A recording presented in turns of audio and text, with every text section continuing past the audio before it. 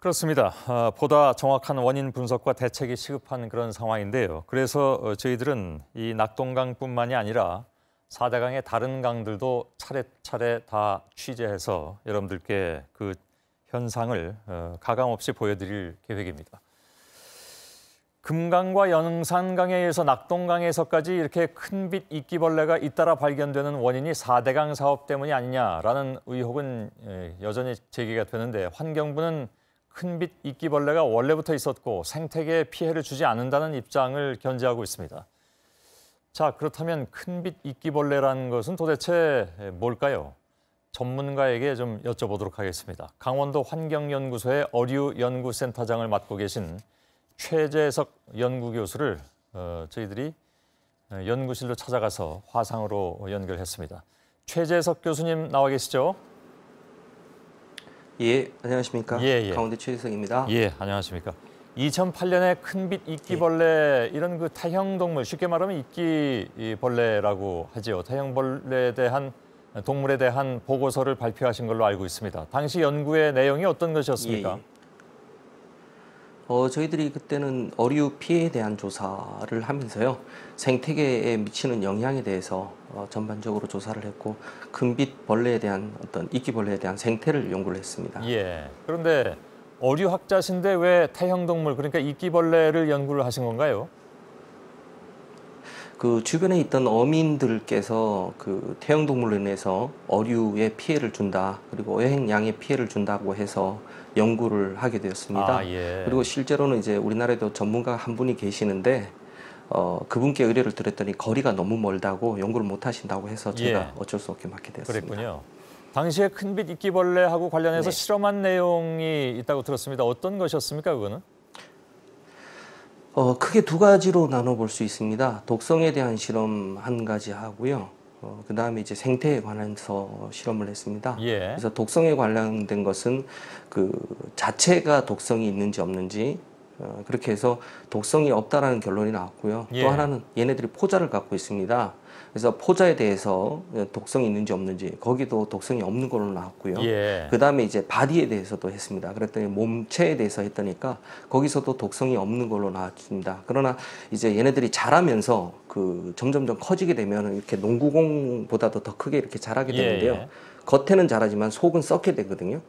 속에서 암모니아라든가 이런 것이 발생이 되는데, 그로 인해서 문제가 발생하는 걸로 연구를 했습니다. 그리고 또 하나가 이제 저희들이 생태 연구를 했는데요. 얘네들의 서식 환경에 대해서 저희들이 연구를 했습니다. 그래서 유속이 느린 곳, 또 온도가 높은 곳, 또 식물성 플랑크톤이 많은 곳에서 많이 자랄 수 있다는 것을 밝혀냈습니다. 그러니까 살아있을 때는 독성이 없는데, 아까 말씀하실 때 이제 속에서부터 썩어가서 죽었을 때는 독성이 생긴다, 그 말씀이시죠? 네, 그렇습니다. 그리고 그렇습니다. 얘들이 점점 많아지면, 커지고 많아지면 다른 어류 같은데 실질적으로 영향을 미칩니까? 좋지 않은 영향을? 미칠 수 있습니다. 만약에 어떤 특정한 틀에 갇힌 공간에 있게 된다면은 이 암모니아 가스가 발생이 되면서 그 암모니아 가스가 바깥으로 유출이 되고요. 그리고 또 얘네들 자체 독성은 없지만 거기서 나오는 가스로 인해 가지고 그 충분히 어류들이 폐사를 했고요. 실내 실험에서도 저희들이 그 5%, 10%, 15%에다 놓고 실험을 했습니다. 그랬더니까 실제로 15% 정도 되었을 때 그때는 산소 공급이 없으면 어류들이 한 5분 안에 절멸하는 걸로 나왔기 때문에 갇힌 공간, 특히 유속이 느리고 갇힌 공간에서는 어류 폐사라든가 그런 것이 유발될 수 있다고 말씀드릴 수 있습니다. 그러니까 큰빛이벌레가 살아있을 때나 죽었을 때는 뭐 더 말할 일도 없습니다. 아까 말씀하신 데 따르면 집단적으로 서식하고 점점 늘어날 경우에는 살아있을 때도 생태계에 악영향을 미친다, 이런 말씀으로 그럼 받아들이면 되겠군요.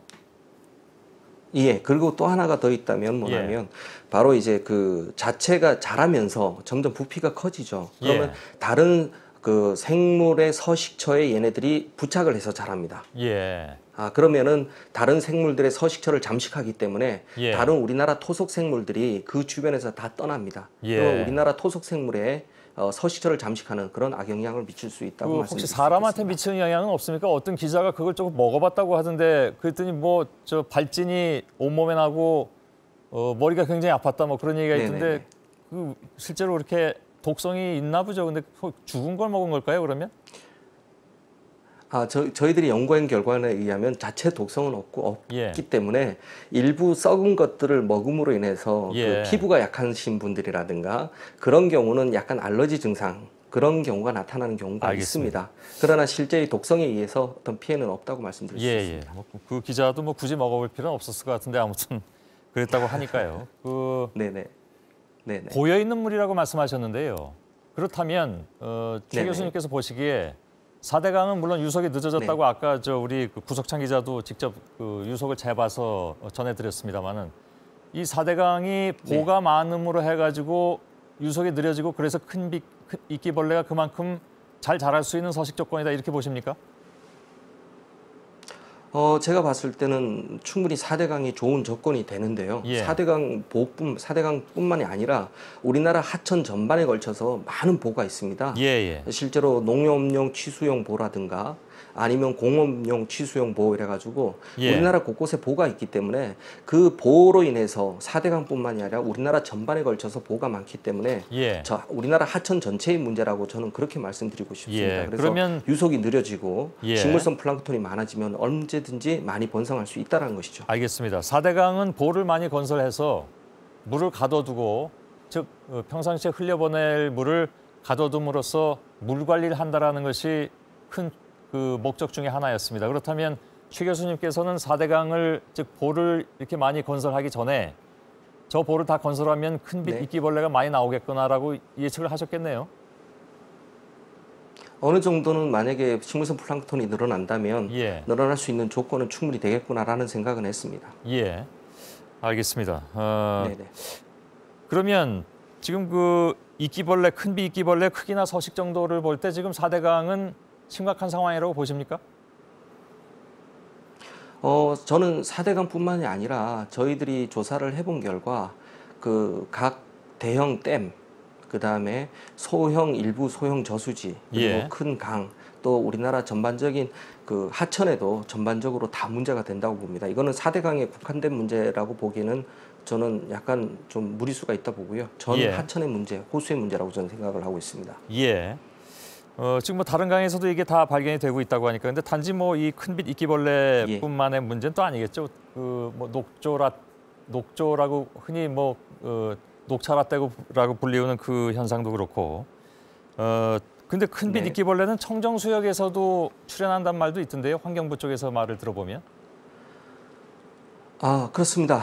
대표적인 예가 우리 춘천에 있는 소양댐인데요. 소양댐은 우리가 봤을 때 1급수라고 얘기를 합니다. 근데 그 소양댐에서 같은 경우는 그 개체수가 적지만 그래도 큰빛 이끼벌레가 발견이 되고 있습니다. 그래서 소양댐 같은 경우 그 대신 이제 우리가 청정수역이라고 얘기하는 것은 그런 댐이나 저수지를 얘기를 하는 거고요. 일반적인 하천의 청정수역에서는 전혀 발견되지 않고 있습니다. 알겠습니다.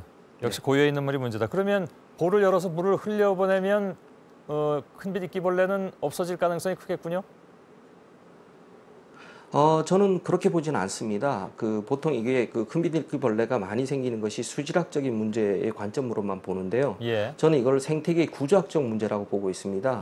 지금 그 보를 많이 만들면 우리나라 토속 생물인 제첩이라든가 다슬기라든가 아니면은 그 식물성 플랑크톤을 먹는 어류라든가 이런 것들이 지금 다 사라졌거든요. 사라진 상태에서 바로 이제 그 식물성 플랑크톤이 원래 걔네들이 식물성 플랑크톤을 먹게 되는데 그런 우리나라 토속 생물이 줄어들므로 인해서 식물성 플랑크톤이 늘어나고 또 식물성 플랑크톤이 늘어나다 보니까 큰빛 이끼벌레가 늘어날 수 있는 조건이 된다는 것이죠. 그래서 생태계의 구조학적 문제라고 저는 그렇게 보고 있습니다. 그 식물성 플랑크톤이라는 게 녹조입니까? 바로 그렇습니다. 녹조류하고 갈조류라든가 또는 그러면 뭐 남세균이라 하는 그런 것들을 다 포함하는 것이죠. 대략 답이 나온 것 같습니다. 그러니까 녹조는 뭐 특히 정체되어 있는 물에서 많이 생길 수밖에 없는 것이고 그걸 먹는 큰빛 이끼벌레도 동시에 늘어날 수밖에 없는 것이고 그러다 보면 주변 생태계에 영향을 이렇게 끼칠 수밖에 없다라는 쪽으로 정리가 되는 것 같군요. 말씀 잘 들었습니다. 오늘 도움 말씀 고맙습니다. 네, 감사합니다.